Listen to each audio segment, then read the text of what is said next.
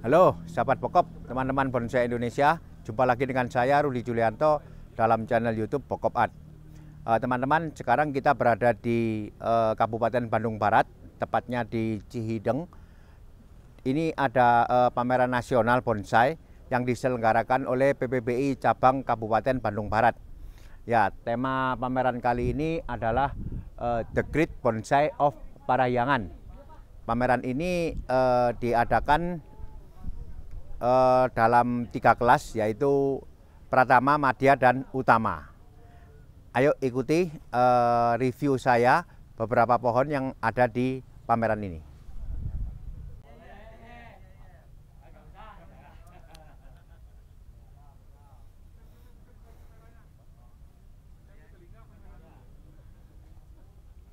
Ya, ini diawali dari pohon-pohon sinensis yang berada di meja kelas Madya. Ya, ini ada beberapa pohon sinensis yang kalau nggak salah ini asli budidaya dari Indonesia, kemudian dikembangkan ataupun dibuat bonsai oleh Bapak Profesor Teddy Priyatna, Ketua Cabang PPBI Bandung. Nah, kalau kita melihat stylenya atau gayanya sangat berbeda dengan sinensis yang kita sering lihat di teman kita di Jepang ataupun di Taiwan ataupun di Cina.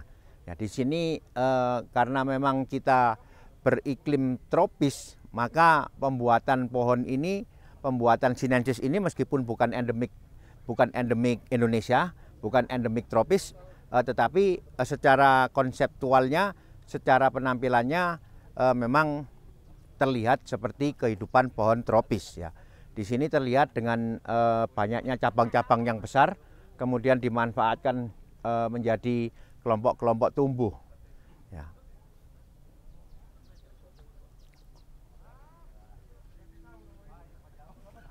Nah, inilah yang saya maksud bonsai itu menyesuaikan iklim.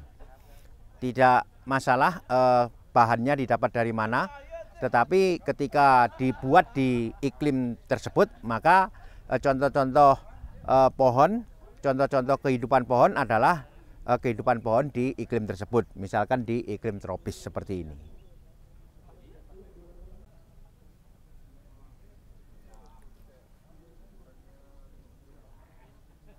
Sekali lagi teman-teman, adanya perbedaan konsep, adanya perbedaan memang selalu muncul dikarenakan perbedaan iklim, perbedaan budaya, perbedaan spesies dan lain-lain ya.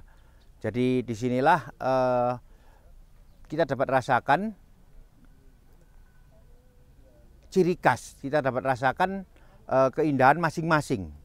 Seperti kita lihat yang sekarang ini adalah keindahan sebuah pohon tropis yang hidup di alam Indonesia. Nah, maka apabila ini ditekuni ataupun didalami, akan menjadi sebuah ciri khas yang diusung oleh daerah tersebut, misalkan di Indonesia.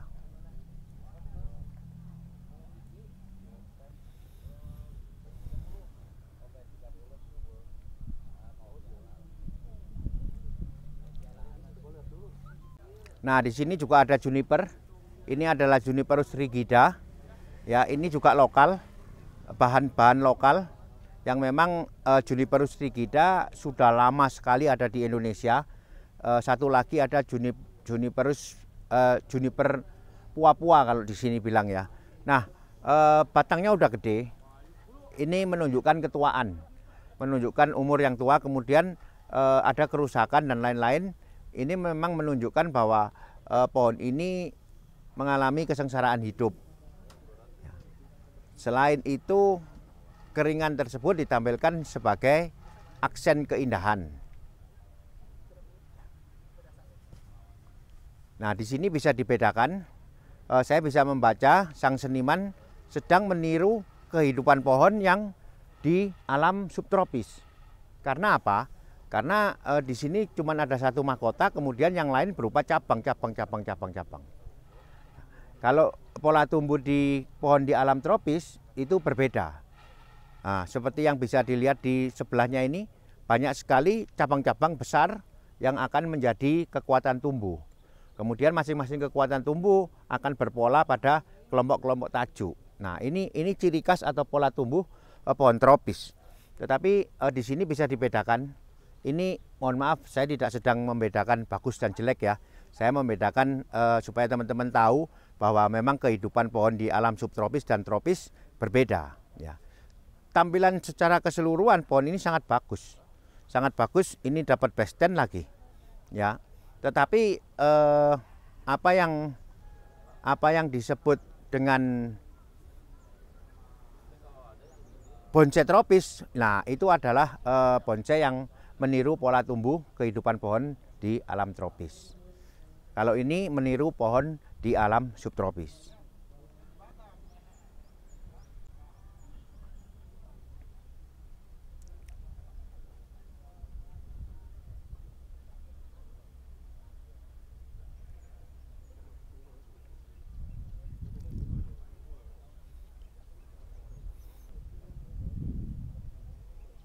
Hokianti teman-teman.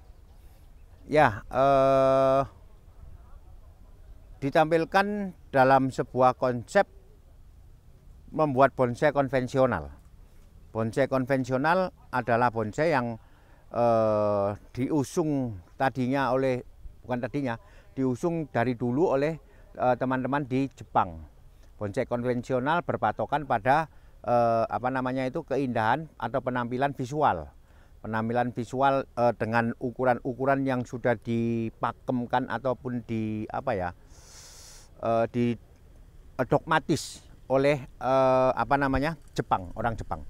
Jadi pernah dengar kan cabang pertama sebaiknya lebih gede dari cabang kedua dan lain-lain. Nah, disitulah idealisasi manusia terlibat. Idealisasi manusia. Jadi kalau kita menyatakan bahwa cabang pertama itu yang paling ideal lebih gede dari cabang kedua, itu menurut manusia. Oke, bagus, nggak ada salahnya.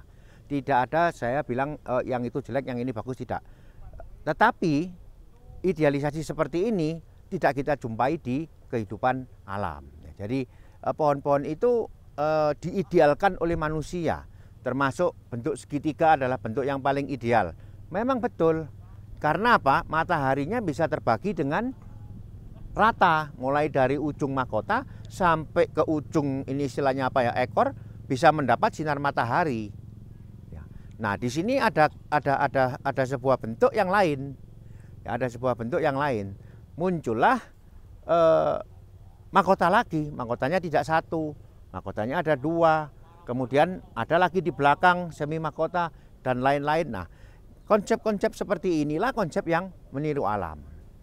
Ya, sedangkan konsep-konsep seperti ini adalah meniru idealisasi manusia. Jadi alam mengidealkan pohon, alam mengidealkan pola tumbuh pohon juga, iya. Dengan cara apa? Dengan cara kekuatan alam memengaruhi pertumbuhan pohon. Semisalkan matahari. Kenapa kok di sini sampai muncul mahkota? Ya karena kehidupannya bebas, matahari bisa masuk dengan luas. Maka di sini muncul mahkota, didukung pula oleh adanya kekuatan tumbuh yang gede. Nah, kenapa cabang ini bisa lari keluar?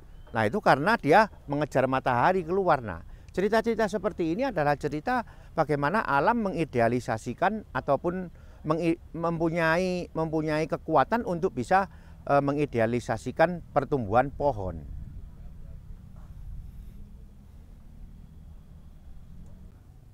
Ya, teman-teman, ini ada teman saya, Mas Duta, ingin menanyakan pohonnya ke saya. Coba Mas, pertanyaannya apa Mas? Ya Pak Rodi, ini kira-kira nih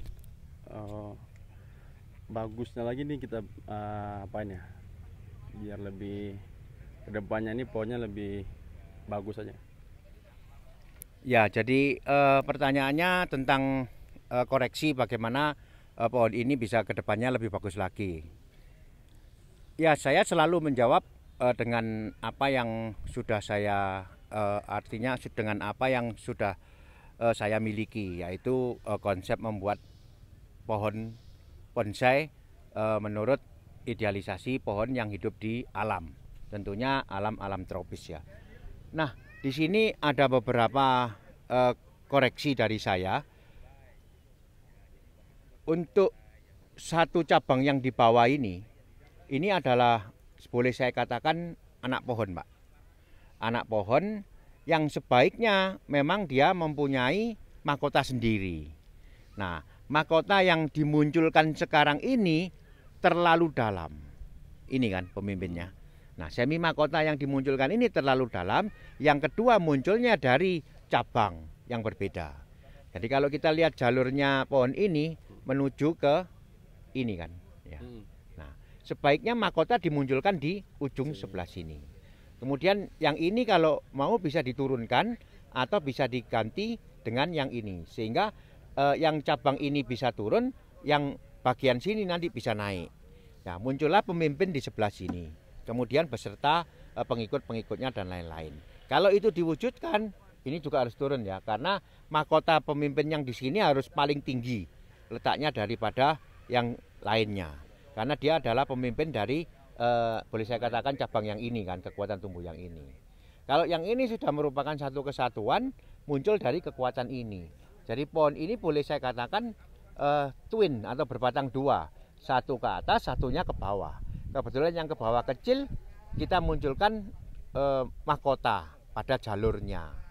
Sekarang jalur mahkotanya dia muncul dari cabang. Kemudian letaknya juga terlalu dalam. Kan kita nggak mungkin bisa membesarkan ini sebagai pemimpin tanpa matahari. Kalau dia keluar sedikit di sini, mungkin yang ini bisa dibuka sedikit, dia akan muncul sebagai tajuk yang besar, sehingga bisa diasumsikan sebagai pemimpin dari kelompok cabang yang ini. Koreksi saya cuma masalah yang cabang kedua, kalau yang ini udah bagus ya Pak? Iya. Karena memang ini udah satu keutuhan, nggak bisa diotak-atik lagi ya? Iya, bukan masalah itu, cuman udah bagus, udah bagus. Ya, ini udah bagus. Keseluruhan ya? Secara keseluruhan yang ini udah bagus, cuman ini aja. Yang alurnya di sini Pak ya? Ya, dari sini saja di sini kita naikin munculnya ya? Munculnya mestinya sebelah sini. Tuanya ya? Pemimpinnya. Ya. Oke, baik. Makasih Pak. Ya, sama-sama. Ada pohon santiki ini teman-teman. Ya, kebetulan pohon ini kehidupannya di atas batu. Nah, ini yang menarik buat saya untuk dibahas atau di-sharingkan tentang pot. Ya, tentang pot. Jadi menurut saya pohon ini potnya masih kurang cocok. Karena apa? Karena pohon ini bisa dikategorikan sebagai pohon yang view atau jarak pandangnya sedang, yaitu landscape. Nah, apabila kita mempunyai pohon seperti ini, sebaiknya menampilkannya didukung dengan pot yang agak tipis dan lebar, sehingga pemandangan secara keseluruhan atau biasa yang kita sebut panoramanya bisa muncul keluar. Jadi pot yang tipis, kotak, kemudian tanpa bibir akan lebih cocok untuk pohon ini. Ada satu lagi perbandingan.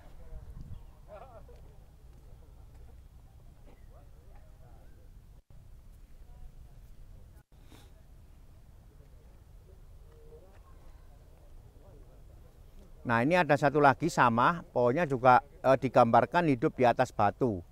Kemudian bisa kita lihat potnya sangat tidak mendukung penampilan dari pohon ini, karena panorama dari pohon ini justru akan tidak terkesan karena diusahakan dengan menggunakan pot tebal, seolah-olah ini pohon yang mempunyai view dekat atau seperti ini.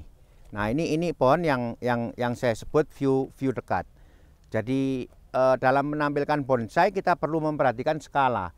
Skala yang saya maksud di sini adalah jarak pandang kita ketika melihat pohon ini, misalkan dalam wujud yang besar sekali gitu loh.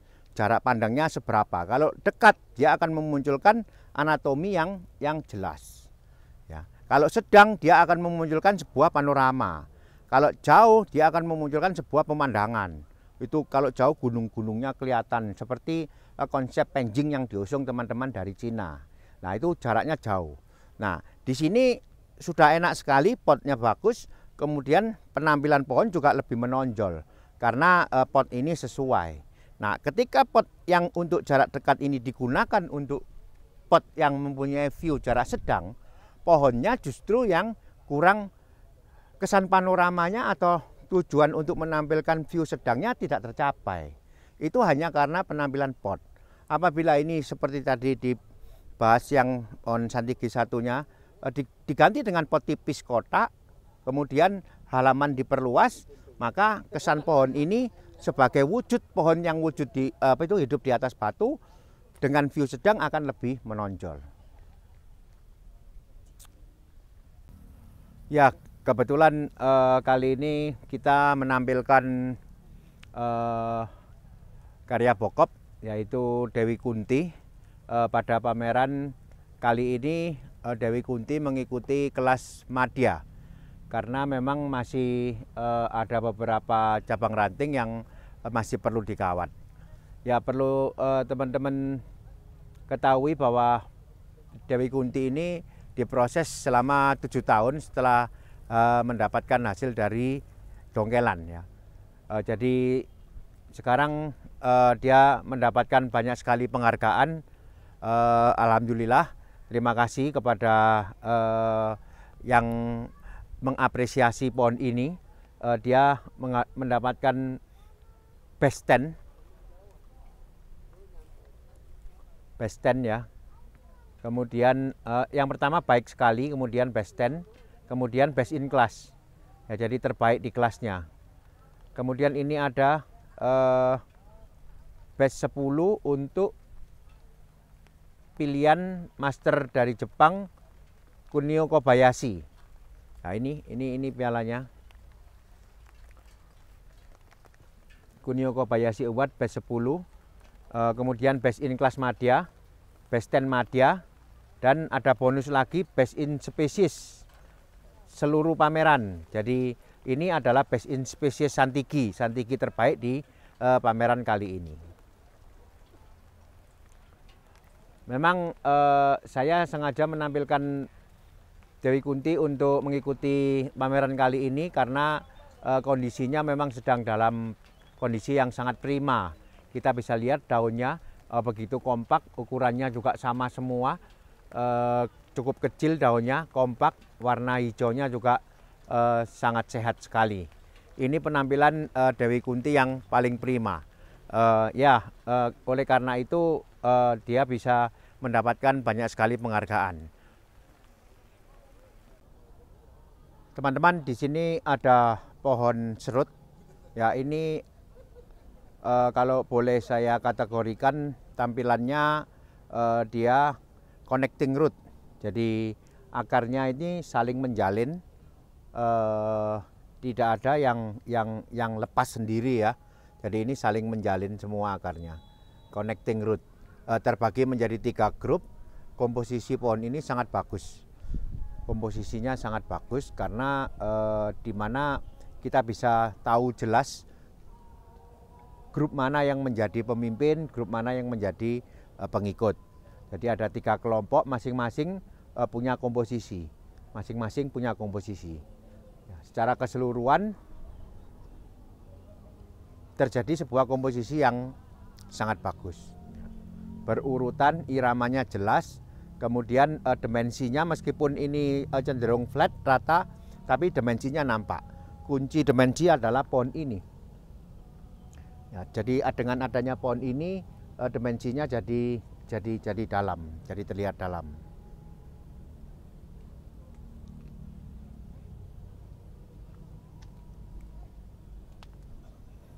Pohon serut.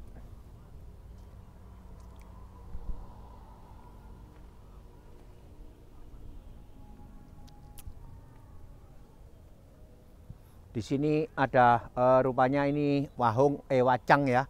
Pohon badannya wahung yang disambung sancang.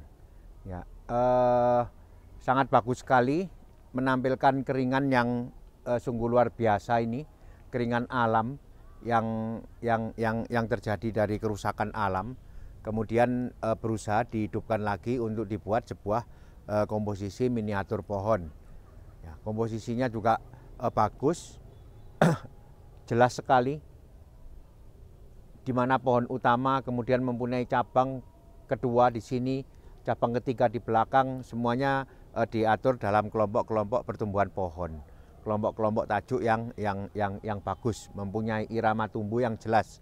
Jadi diupayakan irama tumbuhnya, arah tumbuhnya menuju kemari.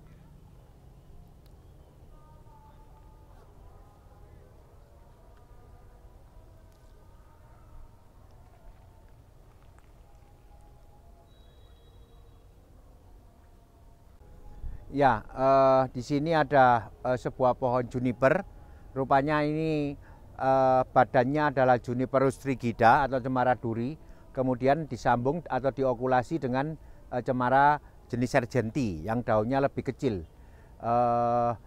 Ini yang tadi saya maksud di awal menjelaskan bagaimana perbedaan pola pikir kita ketika kita membuat atau mencontoh membuat miniatur pohon dengan contoh pohon yang hidup di alam tropis dan di alam subtropis. Dengan bahan yang kurang lebih sama, yang tadi saya contohkan, ada yang meniru kehidupan pohon subtropis. Nah, di sini meskipun kira-kira bahannya sama, tetapi si pembuat mencoba untuk menampilkan pohon ini dalam kehidupan pohon di alam tropis. Terlihat dari pemanfaatan kekuatan tumbuh dengan kelompok-kelompok yang ada. Ya, jadi kalau kita melihat di sini, kita tidak melihat sebuah pohon yang berupa batang, kemudian mahkota, cabang-cabang tidak. Tetapi kita melihat justru kelompok-kelompok tumbuh yang didasarkan dari kekuatan pertumbuhan kekuatan tumbuh dari cabangnya. Jadi cabangnya dioptimalkan menjadi kelompok-kelompok kumpulan tajuk dengan pemimpin yang jelas sekali, yang paling atas punya mahkota sendiri, punya mahkota utama. Kemudian mempunyai kelompok pertumbuhan sendiri. Yang di belakang juga ada beberapa, 1, 2, 3, 4. Ya, jadi ini ada 5 kelompok dari pertumbuhan cabangnya. Ya, jadi teman-teman bisa merasakan atau bisa membedakan ya antara kita meniru pohon yang hidup di alam tropis dengan kita meniru pohon yang hidup di alam subtropis.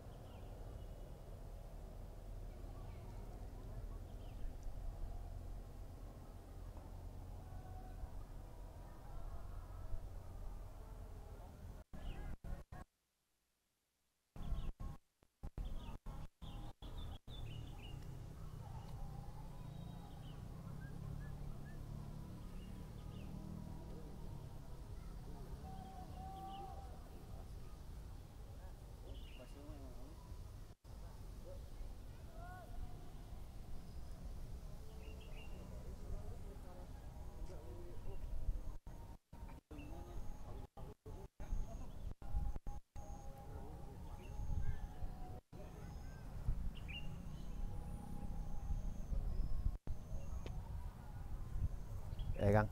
Tara dari Bandar Lampung. Iya. Foto dulu dong. Iya, iya. Bu ketemu. Sekali lagi ya. Ya, makasih Pak Rudi. Makasih.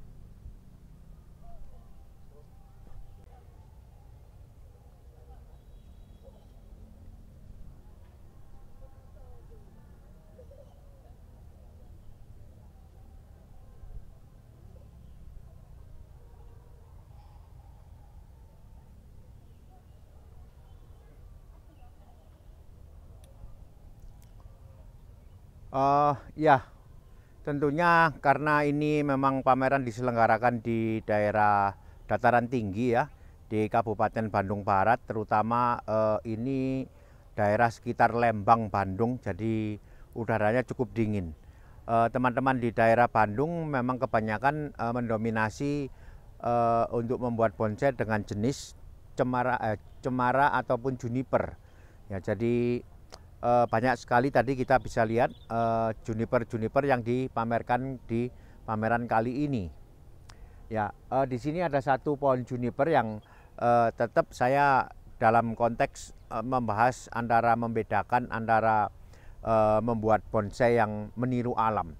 Meniru alam artinya kita harus tegas, harus jelas alam mana yang mau kita tiru. Ya. Kalau saya sih lebih cenderung meniru alam tropis karena memang saya hidup di alam tropis. Kemudian apabila kita meniru kehidupan pohon di alam subtropis, apakah itu salah atau benar, apakah itu jelek atau bagus, itu tidak jadi masalah. Jadi silakan saja apabila memang mengerti tentang kehidupan pohon yang hidup di alam subtropis, silakan Anda meniru atau mempunyai role model contoh membuat miniatur pohon demikian. Ya.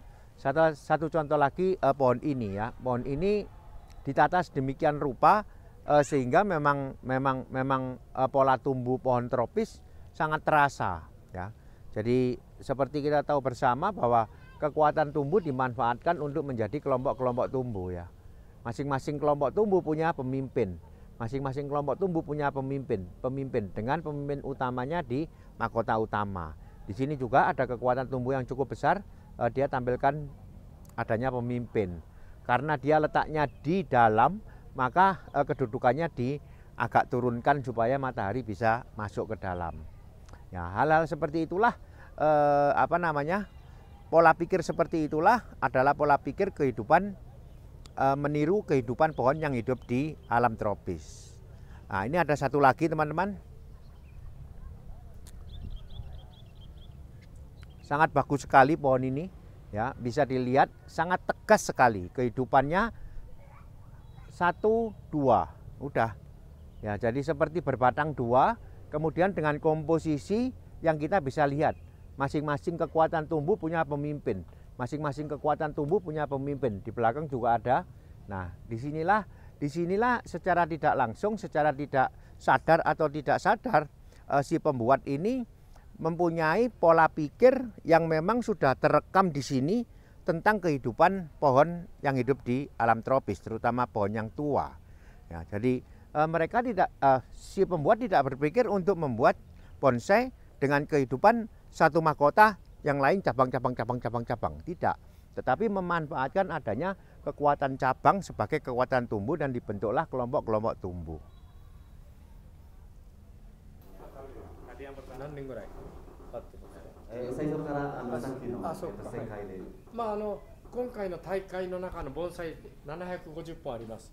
Jadi kan ada eksibisi ini ada pohon sekitar 700 lebih ya.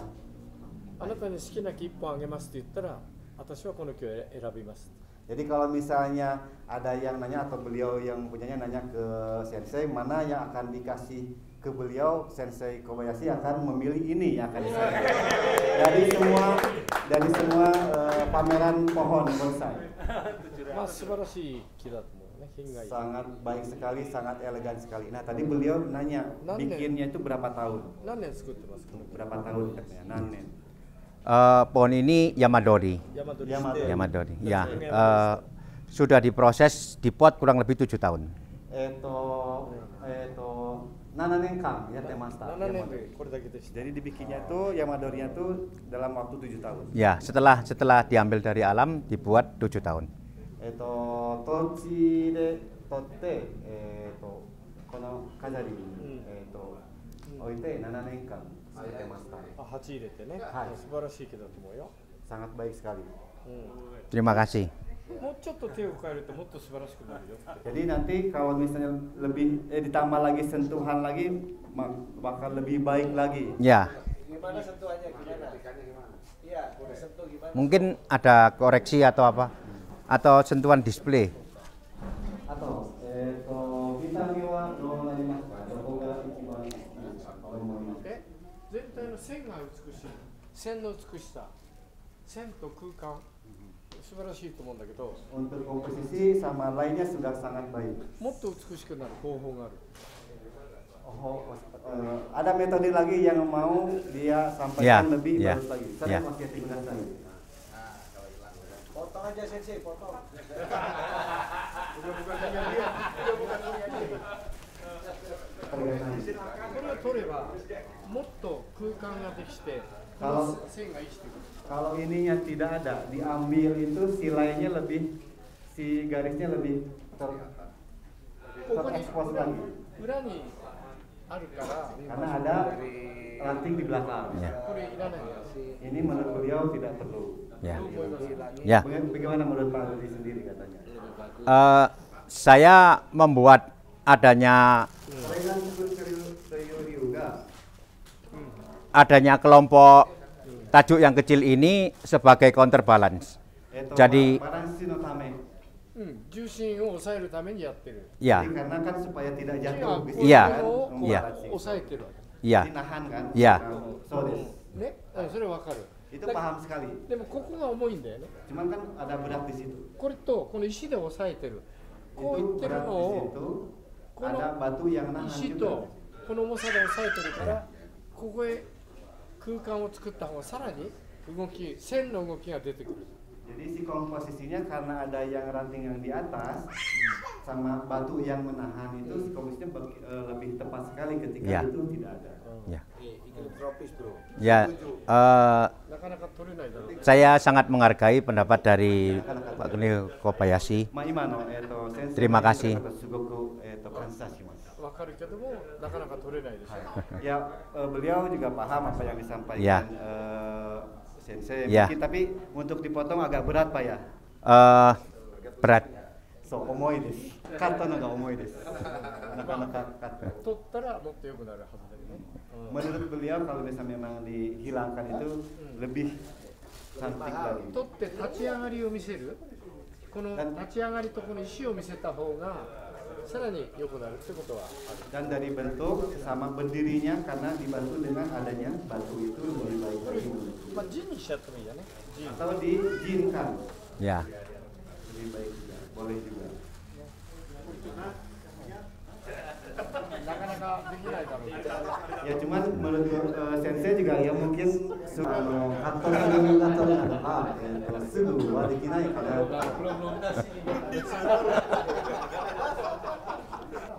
彼は絶対取れない。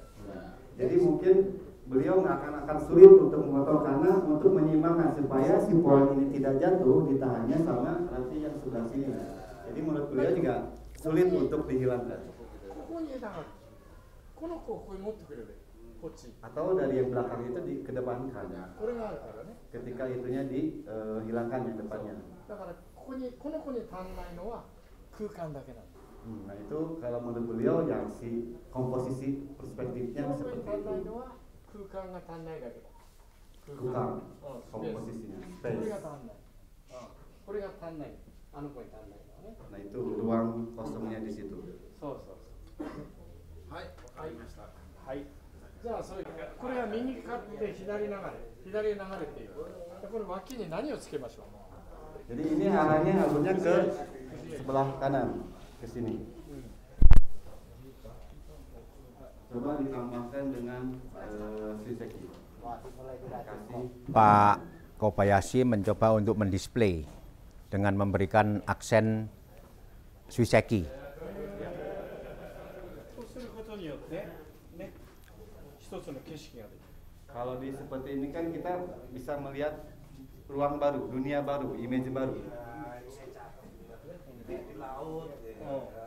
すごいでしょ。 Nah, umi ini miemasu nih. 月が出て家がある。ね。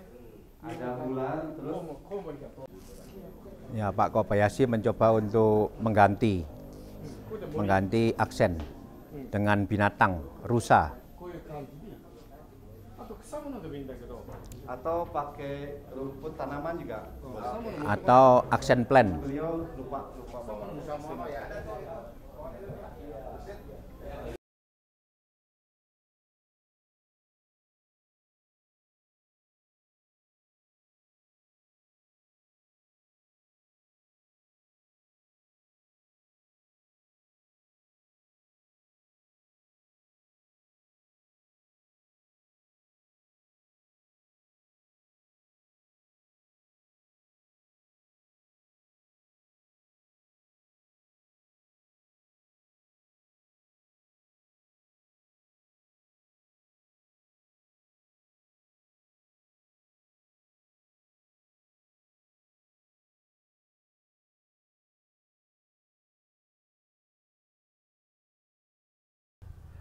Oke teman-teman, itu tadi liputan saya atau review saya tentang bonsai-bonsai yang berada di PAMNAS atau Pameran Nasional PPBI Cabang Kabupaten Bandung Barat yang diselenggarakan di perumahan Geraha Puspita. Ya, ini sekali lagi adalah Dewi Kunti. Saya sangat mengapresiasi karena begitu banyak prestasi yang didapat kali ini di pameran tersebut. Nanti akan saya sertakan juga ada sebuah video yang dimana seorang master dari Jepang yaitu Master Kunio Kobayashi mengapresiasi pohon ini dengan beliau kepingin untuk membuat sebuah display ataupun menganalisa pohon ini, bagaimana reaksi ataupun bagaimana pendapat dari beliau tentang pohon ini. Kita saksikan video setelah ini.